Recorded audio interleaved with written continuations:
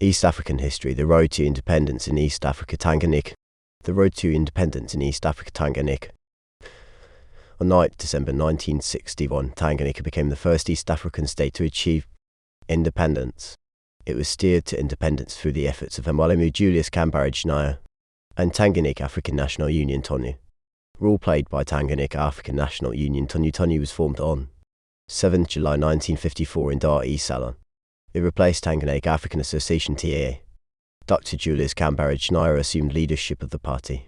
The party made it clear that Tanganyika was an African country and therefore Africans had to have majority seats in government. The party opened up offices all over the Tanganyika which united the people. In 1954, a UN mission was sent to Tanganyika proposing a planned constitutional process towards independence. In 1955, Nyerere visited the UN in New York to explain TONU's aims and press for support.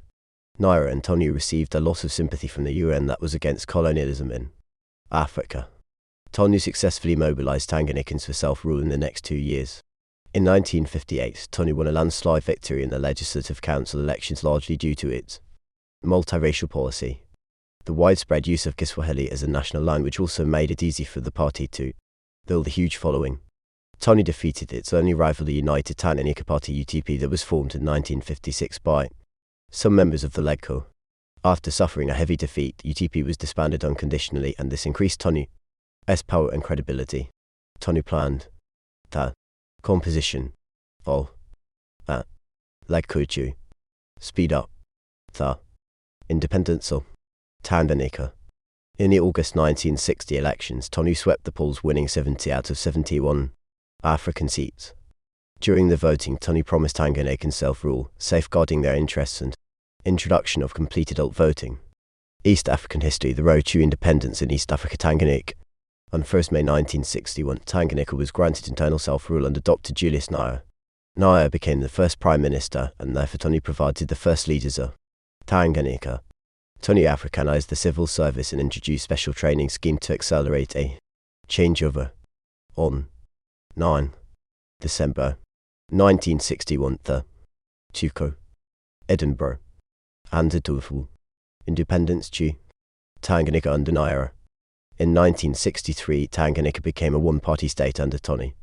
Mwalimu Julius Kambarage Nyerere.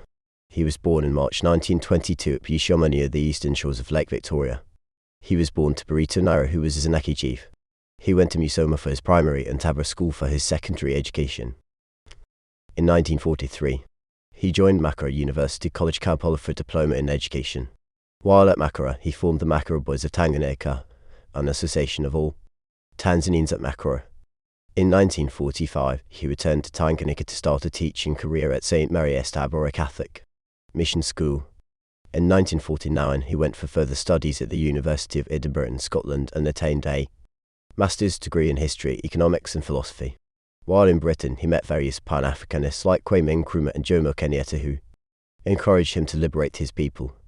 In 1952, he returned to Tanganyika and was elected secretary of Tanganyika African People's Welfare Association.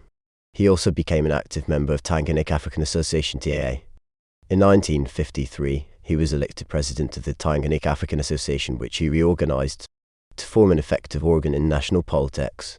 On 7 July 1954, TONU was formed at Dar es Salaam to replace TAA, and Nyerere was elected president of the new party.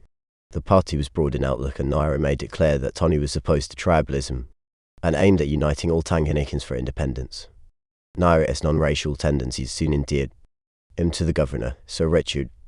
East African history, the road to independence in East Africa, Tanganyika. The two became good friends and always sat together to discuss government problems. In 1954, he presented the African case for self-rule to the United Nations Visiting Mission. In 1955, he visited the UN Trusteeship Committee, demanding independence for Tanganyika. Still in 1955, he was elected to the LegCo but resigned after 2 years, accusing it of not having a serious program as far as speeding up the independence of Tanganyika was concerned. In 1956, he went back to the UN Trusteeship Committee, demanding for African independence.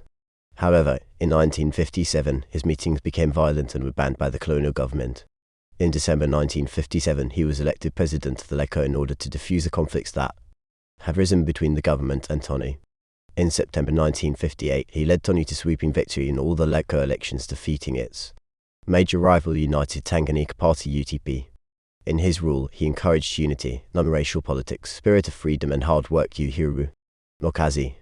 In the August 1960 elections, he steered TANU to another landslide victory, and it won 17 of all 71 seats reserved for Africans in the Lecco. On 1st May 1961, Tanganyika attained internal self-rule and Dr. Julius Nyerere became the first Prime Minister. On 9th December 1962, Tanganyika got total independence from the British, which the Duke of Edinburgh handed to Nyerere at Dar es Salaam Stadium. Nyerere became the first president of Tanzania. He retired from government service in 1985 and he died of leukemia on 14th October 1999 at St. Thomas Hospital in London.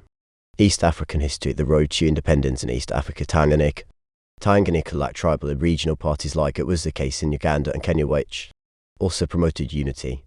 There were no settler demands in Tanganyika like it was in Kenya, where the white settlers wanted a say in government affairs.